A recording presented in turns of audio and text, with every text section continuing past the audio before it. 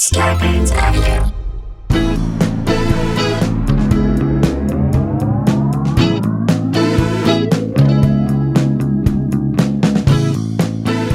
Hey guys, back to the old angle. How do you like that? Back to the old seats. Back to the old seats, back to the old angle. It's the Sklar Brothers. This is Sklarbro Country, the virus edition, a.k.a. the Panty Pods. A.k.a. two dorks, no jorts. You have jorts on I got today. jorts. A.k.a. Jortscenter. Jortscenter. I love like it. that. Thanks, man. I'm going with that one. Homeless Cop. I love him on Instagram. Thank you for dropping those in. A.k.a. two men, one Afghan. A.k.a. whatever else. A.k.a. one pair of glasses, no classes. This is just us taking some dummies to school. We have First great of all, stories. just to tell you, I know in the Friday episode, by the way, we're recording this on Friday for Monday, which is I think Brennan edited it out. Memorial Day. There's a whole time in the episode, it may have gotten edited out, it may not have, where we were talking about the episode that dropped last Friday as if it was after the weekend. That's how mush our brains are. I don't know what day is what. All I know is we're recording this on a Friday. We're about to enter into the holiday weekend. When you guys receive this, it will be the midst of the holiday weekend. So Memorial Day, we want to take a moment just to say thank you to all of the servicemen and women who support this country, who defend this country, who around the world keep the peace. Yeah. Because we're not warmongers. We appreciate... We know the goal is to keep the peace. And for the people who've lost their lives in the pursuit of that, we appreciate you and we are grateful for what the sacrifices you've made so we can live this free life and do this podcast and make fun of dumb people. So I say, let's jump in. Let's get into it. Let's start where we should start. Barbershops. Big issue. Do you open up the barbershops of this world? So that's happening everywhere. Yeah. And as we get into that discussion, we start to try to understand the sort of where's the barbershop, the society place? Within the barbershop, right. too. So barbershops are one thing. Hair salons, very different thing. Totally different. So you don't see a lot of extra folks hanging around in a salon. But you do hear a lot of shit being talked in a salon. Oh, yeah. Like I mean, a lot it's of a different snaps type and girl. There's and, a different type of smack that gets talked in a salon versus a barbershop. But in a barbershop, you got a lot of dudes, old dudes, just people who didn't come in with you, who aren't there to get a haircut. Just hanging out. Commenting on your weighing in on your personal conversation. Yeah. Distracting the guy who's cutting your hair. I mean, look, when we were kids, our dad took us to a barbershop. It was his barbershop. It was his barber. That's how we remember. It was his barber. So it was in the basement. Was it in a basement or was it in a parking garage? I think it was in a parking garage. There's like a big building in Clayton, Missouri, and this is kind of a bit of a financial center of not downtown, but kind of the second downtown. I think it was in the parking garage. Garage that was underneath the building is this thing, this barbershop, and that's where our dad got his haircut. And the guy he went to was a guy by the name of Klaus, a German man named Klaus the barber. By the way, Klaus the barber could describe any number of Nazi war criminals. Yeah, having countless crimes against humanity against them. They went to Argentina. Now they're cutting hair in a parking garage in St. Louis. And our dad still went to this guy. Honestly, this guy was that age. Okay, he was that age. Like, I don't know. Like, where were you in the 40s, Klaus? We don't know. We didn't know much about him. All I knew is Klaus the barber. Exactly. But here's what we did know. He couldn't really speak the language. He had a tank of piranhas. That also, to me. Tank of piranhas. I'd never seen a piranha in my life. He had a fish tank with piranhas in it. Tank of piranhas. Klaus the barber had a fish tank. Didn't make great conversation. No. Wasn't a great barber. Didn't do a great job cutting. Our dad had great hair. Our dad had the hair we wish we had. Yeah, he had great hair. He had great hair, and this guy butchered it. But he's really Klaus the barber, not Klaus the butcher. But on some level, so we're like, why did Dad keep going back to this Nazi castaway? I'm gonna throw a different attitude on that. I think Dad went to this guy in like a power move, as if to say, "Here, you take the scissors, you fucking Nazi. Now you work for me, bitch." Yeah, that's like a power move. It is kind of cut a power my move. hair now. So maybe he was giving it a little bit back to him. I don't know. There were always old guys hanging out in there who I had no idea who they were. Yeah, like why are these guys here? And look, not getting their hair cut. It doesn't happen at salons that much. No, you don't have old guys hanging out at salons. Never. So, but there was a place where we got our haircut. Fast forward like 20 years. Right. And when we were in our 20s in New York City, when we lived in New York, 94 to 99. Right down in the Village, right around the corner from the Comedy Cellar. Okay. Right around the corner from West the Comedy 4th Cellar, Street. Right near the cage on West 4th Street. Yeah, exactly. And Bleecker and 6th Avenue was right down there. Right off the subway stop at West 4th Street. It was right near the Comedy Cellar. And the guy who cut our hair was a guy Italian guy named Steve. And he was bald, which is never a good sign. I don't know if he was bald because he was gave going himself bald, or he gave himself a bad haircut and had to just kind of cover it up. So guy didn't have a lot of hair. And I'm telling you, I'm going to do an impression of him, and you're going to think it's a stereotypical You're going to blame joke. me thinking I'm doing one of the Mario brothers. Right. No, Steve would be, you'd call him up, and I'd say, how late are you guys open? Steve would answer the phone. And he's like, we're open till 8. Come before 8. You guys are open till 8, so I can come at 9? No, we're open till 8. Come before 8. Yeah, we get that. If you're open until 8, we can't come at 8:15 and ask for a haircut. We open get till that. 8, come before 8 was something we said with our friend Eric Freeman, our roommate, for years. Open before 8. Open till 8. Come before 8. That's number one. And the other thing is you walk in and he would say, hey, I cut a you hair. Hey, I cut a you hair. I cut a you hair. I cut a you hair. Like he was Chico Marx. Hey, I cut a you hair. I cut a you hair. I cut a you hair. And he did cut our hair. He did. So by the way, he was not a great barber. He was not a great barber. The haircut but he was sweet. I loved it. Haircut cost $9. $9 when we started. $9. And we were dirt poor, but we'd give him. Well, so there were like a couple places. There was a place, if you went to Astor Place, there was like, it was almost like an assembly line where they just like gave you a buzz cut, and that was $10. This guy was $9. $9. So it allowed us to give him a tip. Right. So here's $10. Have at it, Steve. And he did it for a couple years. And by the way, we would call him at like 7 and be like, we're coming down. And like, he always had room. Open till 8. It's another sign that he's not a great barber. You never know. Anyway, he always gave us a haircut. And then one year, we had done it for like 2 or 3 years. Then we came back one time and it went into new management, and the haircuts went from $9 to $7. Went down. So something that was already cheaper than we thought it needed to be. Nothing in New York goes down in price. The second it went down, we're like, we got to find a new barber. Because for some reason, $9 held him to a standard. Once you get 7, he could do whatever he wants. And then I'd point to it and be like, look, this is what it is. And you know what the thing about it is that when it went down to 7, there's also a thing where you're like, I didn't ask for it to go down to 7. No, we were happy. No one was 9. complaining and no one was upset about it. You're getting 10 either way. So you're either making $3 in a tip or $1 in a tip. But when it goes down to a $7 haircut, you're like, it just feels like that's too cheap of a haircut. All bets are off. Right. All bets are off. All right. Well, we got a story at the top of this show. That's our history. That's our history with barbers. This is a story about a barbershop in Washington that wants to have the governor of Washington, Inslee, arrested. Yeah, for his stay-at-home order. Snohomish barbershop. Which Snohomish sounds like a homophobic slur. I'm just going to say that. It sounds like a homophobic slur to the Amish. Right? Or it sounds like because I hear snow and I hear snow in there and I'm like, this is anti-gay and anti-winter. Yeah. That's what I think this Snohomish. Bob Martin, owner of Stag Barber and Styling. I'm going to just tell you this right now.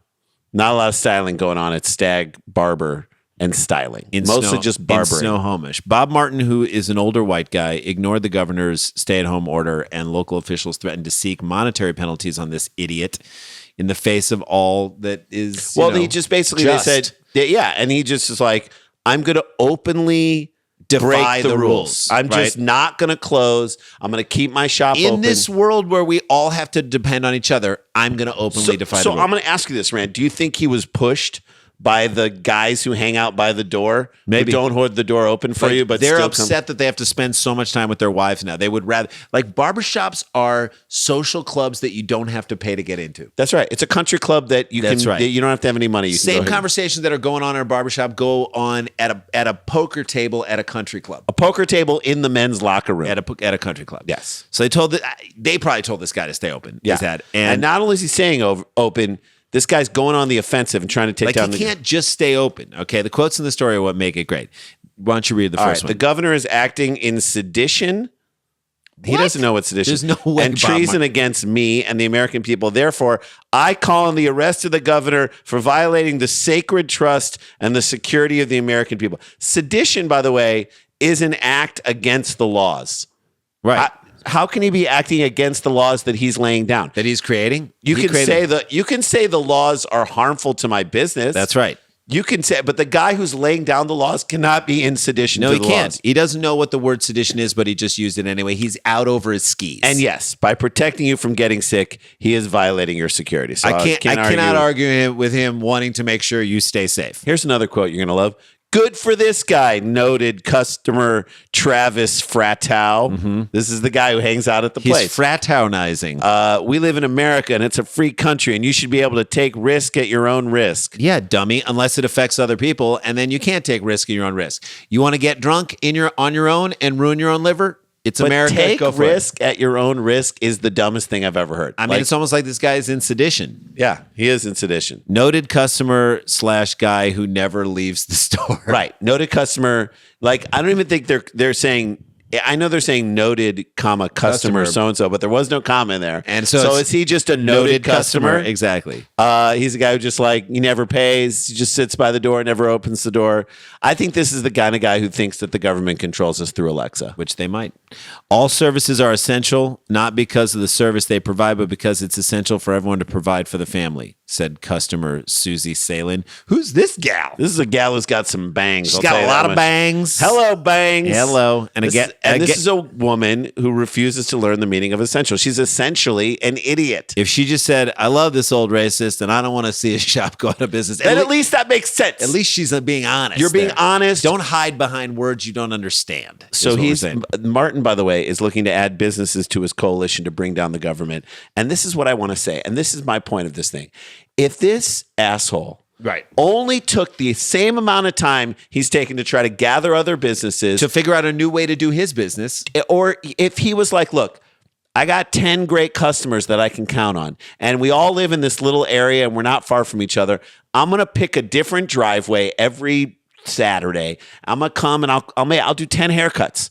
You come, or I'll go to everybody's house and sit in your driveway with gloves on and a mask on, and I will cut your hair in your driveway. I cut you hair outside. I cut you hair. That way we're not doing it inside. But no, he wants to spend all his energy. Yeah. It's just an old guy who was looking for a reason to try and yell at the government. That's right. And you got one, and now you're going to try and get the governor arrested, and you're going to lose. Exactly. So take your dumb, stupid time and put it into something smart. Get creative. Try to save your business. Go apply for every single loan you can possibly apply for. Go apply for unemployment. Go apply for everything. Get your money in your pocket and still run your business. This is what I'll say about the guy. You know, there's Supercuts. Yeah. I'm going to call his business Stupid Cuts. Stupid Cuts. There you go. Call it that. Let's take a break. Yep. Before we head to the break, I want to give play you a voicemail from our good friends at the Mega Podcast. If you've ever want to know what mega churches are doing in this time of the near apocalypse, I do too.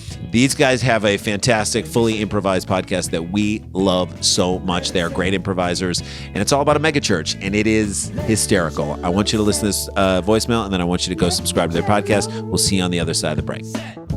Hey fellas, Hallie Labont from Mega the Podcast. Wanted to share a bit of a mystery from our last episode. Here goes. I was walking out of a Walgreens the other day and a shady looking guy approaches me and says, $5, sniff your panties. And I remain haunted by the experience. I can't figure it out. Was this a request or was he providing a service? You leave out the article, it gets confusing. $5, sniff your panties. Do I get $5 for allowing him to smell my undergarments? Or does he get $5 to let me know what's going on down there? A guy washes your windshield at a stoplight, he expects a tip. Or I guess there's even a third way of looking at it. Is he giving me $5 to sniff my own panties like some kind of a weird dare? Would love to hear your thoughts.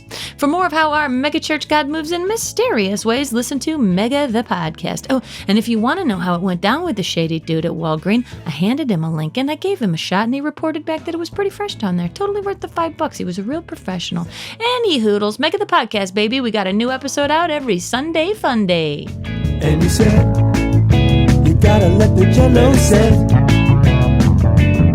And he said, you gotta let the jello set.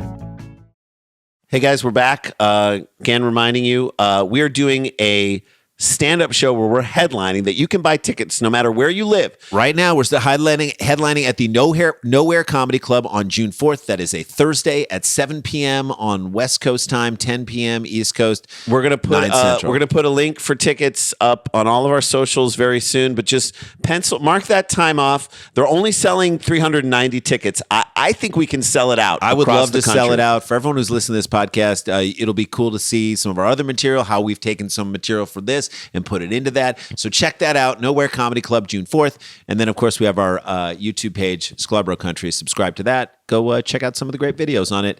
Let's jump into the last story, get shall into we? this, yeah. So how is the rest of the world handling coronavirus, Jay? I'm going to say terribly. More specifically, the leaders on the national or state or local level, how are they handling it? Now, if the answer is, if we're talking about the United States, they're handling it terribly on the highest level. Right. The president's a dipshit. A little bit better on the state level, and the local level is doing pretty well too. Depends on which locality you're If talking you're in about. the deep South or Wisconsin, you got issues. Right. If your answer is Peru, it's pretty shitty on the local level. So Peru is essentially the Alabama of South America. Okay. So the next story will tell you exactly what you need to know about this mayor named Jaime Rolando Urbina Torres. Too many names. Mayor of a small town in southern Peru is accused of breaking coronavirus lockdown to go drinking with friends. Well, he's taking it seriously. That's right. And when the police turned up, did he, I'm going to give you a, Jay, don't look. I'm going to give you, what did he do? Did he A, and you guys can play along too, turn himself in and then throw his friends under the bus? B, did he throw up on the cops' shoes and tell them that they were a bunch of Peruvian idiots? C, he apologized for his stupid behavior and admitted to having a drinking problem. Then he praised all the women in his life and talked about how interconnected society is, and he really should have known that given what his community has gone through. Or C, did he jump into a coffin and pretend to have died? Oh my God. I'm gonna say, was one of them throw up on someone's Yeah. shoes? I think that's it. No. You knew that C was the most outrageous thing because no Peruvian man has ever given women the credit they deserve. Okay? Right. It was D. He jumped into a coffin and pretended he had died. Get out of here. Officers were not fooled and charged him with breaking the national curfew. Yeah, they weren't fooled because he was breathing. Yes. Torres has been accused by locals of failing to take the virus seriously. I don't know. It feels like it seems like he's following all the protocols. I mean, what's insane is that the fact that He he's followed all the protocols, Jay. Socially distance, stay Yes. at home, limit contact with others, then break the curfew, drink with friends, avoid the police, pretend that you're dead by climbing into a coffin. It's all standard. well, what's crazy is that, the more he goes out like this, sooner he'll be jumping into a coffin. That's right, for real. The For mayor of a small town in Peru decided to play dead after being caught by the police violating. Did he think he was Who's a going to good boy? Did he think he was going to get off There's no this way? There's no. This is like anyone who ever. This is from Dumb People Town. We've learned that if you try to run from the cops, you're just going to make them mad. And you're never gonna Jaime get away. Rolando Urbina Torres was pictured in lying in an open casket wearing a face mask by officers who came to arrest him on Monday night in the town of Tantera in the south of the country. At least he was wearing a face mask in Yeah. this thing. Thank God. That's like more than I can say about Trump. You know how most dead people always have a face mask on just to protect them. They want to make sure they don't catch anything for the afterlife. That's true. I get it. That I makes get it. sense. I Police, agree with it. Police say he violated. I'll show you a picture. Dave. Violated curfew. Obviously. In distancing but laws. all of this was in service of him going out and drinking with his friends. Like this wasn't a like. I would even give him like. Okay, he's got a mistress. Guy's got a mistress. Lockdown means he hasn't been able to see his mistress.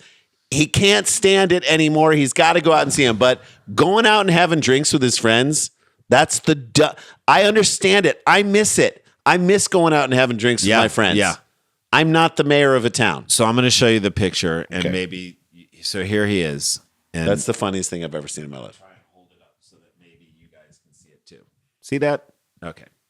That's a guy who never isn't wearing jeans. that guy is always wearing jeans.